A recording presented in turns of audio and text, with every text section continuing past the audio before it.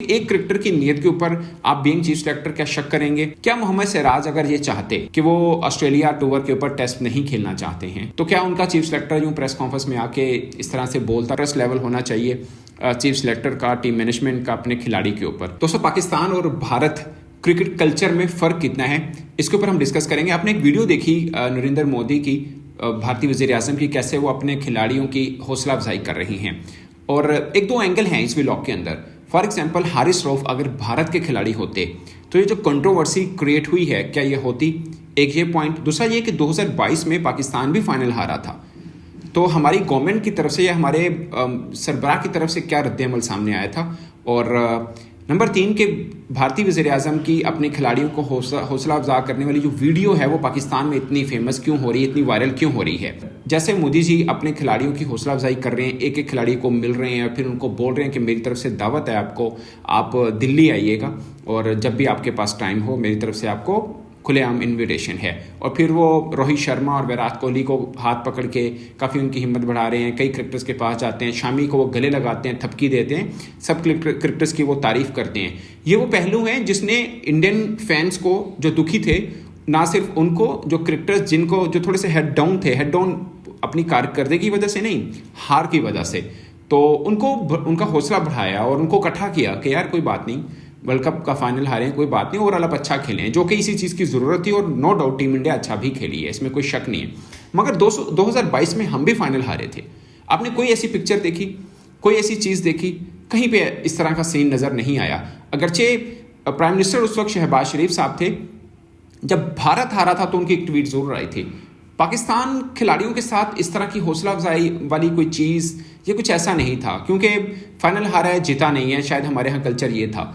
मगर ये फ़र्क आप में से कईयों ने फील किया होगा, या बहुत से लोग हैं जो भूल जाते हैं साल पहले की बात। मगर मैं मेन पॉइंट के ऊपर आता हूँ कि पाकिस्तानी क्रिकेटर्स को कैसा ट्रीट किया जाता है, इंडियन क्रिकेटर्स को कैसा ट्रीट किया जाता है, डिफरेंट है। मैंने शुरू में एक बात बोली कि अगर हारिस रऊफ इंडिया के क्रिकेटर होते, फॉर एग्जाम्पल मोहम्मद सिराज का हम ले लेते हैं, क्योंकि दोनों एक ही टाइम के हैं, एक ही तरह इंटरनेशनल क्रिकेट के अंदर आए और एक जैसे कदकार के वो बॉलर हैं, वो वहाँ पे उतने मशहूर हैं। पाकिस्तान में हारिस रऊफ जो हैं, शहीन के बाद दूसरे बड़े, या पाकिस्तान में जो ट्राइका है, हम सब इक्वली वैल्यू रखते हैं, तो ये उतने ही फेमस हैं और उतने ही वैल्यू रखते हैं। क्या मोहम्मद सिराज अगर ये चाहते कि वो ऑस्ट्रेलिया टूर के ऊपर टेस्ट नहीं खेलना चाहते हैं तो क्या उनका चीफ सेलेक्टर यूं प्रेस कॉन्फ्रेंस में आके इस तरह से बोलता कि नहीं, अब सब चीज़ें आपको खुलेआम बतानी होंगी, हमने बहुत कहा, इवन कि वो बातें भी जो शायद हमें पाकिस्तान क्रिकेट में पहले सुनने को नहीं मिल रही हैं। मैं चीफ सेलेक्टर की इंटेंशन के ऊपर बात नहीं कर रहा हूँ, मगर वो खुद क्रिकेटर रहे हैं, उनको अंदाज़ा है कि चीज़ें कैसे होती हैं।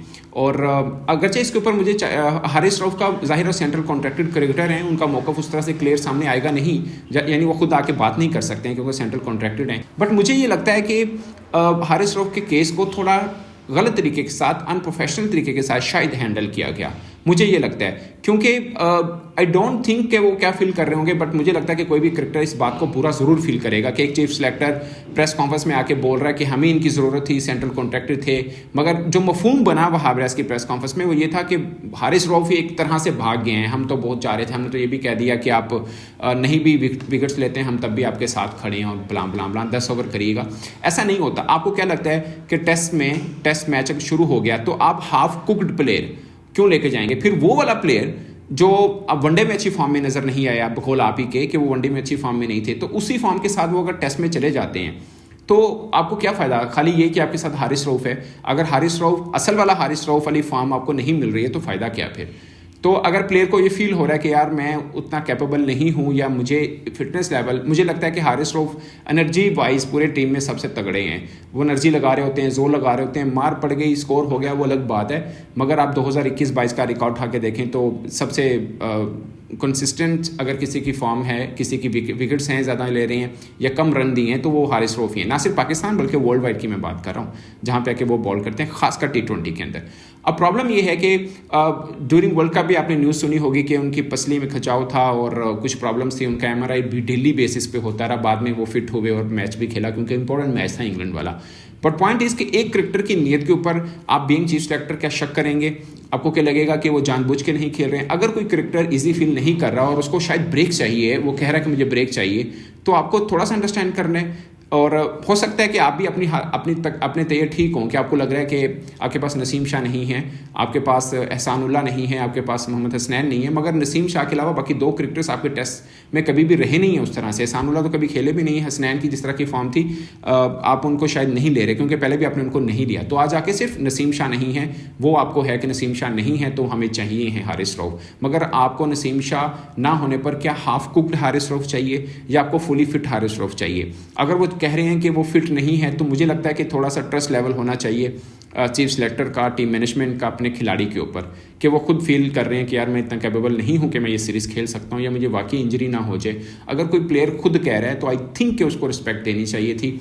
और अगर आपको लगता है कि कुछ गलत है या कुछ ऐसी चीज़ है तो आपको फिर पर्सनल उनसे ही बात करनी चाहिए। प्रेस कॉन्फ्रेंस में आके आप बीइंग चीफ सेलेक्टर, मुझे लगता है कि आपका करैक्टर एक, जैसे क्रिकेट बोर्ड को आमतौर पर क्रिकेटर्स की मांग कहा जाता है कि ये उस तरह से उनका ख्याल रखते हैं चीज़ों को लेके, तो आप अगर आके प्रेस कॉन्फ्रेंस में करेंगे तो मुझे लगता है कि खिलाड़ी भी शायद बुरा फील करेगा इस बात को लेके कि यार मुझे सरेआम इस तरह से मतलब बताया गया, और फैंस क्या सोच रहे होंगे कि हमारा क्रिकेटर जिसको हम हीरो मानते हैं वो भाग गया, वो टेस्ट नहीं खेलना चाह रहे, इनको सिर्फ लीग की पड़ी है, ये सिर्फ लीग खेलना चाहते हैं, ये बॉलर ही नहीं है, ब्ला ब्ला ब्ला। क्योंकि हमारे जो फैंस हैं ना बड़े कच्चे फैंस हैं, मीन के वो बात अधूरी चीज़ों के ऊपर ही, एक अच्छी परफॉर्मेंस के ऊपर हीरो बना देते हैं और एक चीज़ ऊपर नीचे हो जाए तो गलत भी कर देते हैं। जैसे अभी वर्ल्ड कप में हुआ, लोगों को लग रहा है कि शायद शाहीन और हारिस में वो धार और रफ्तार नहीं है, बट मैं स्टिल बिलीव करता हूँ कि दोनों हमारे तगड़े बॉलर हैं।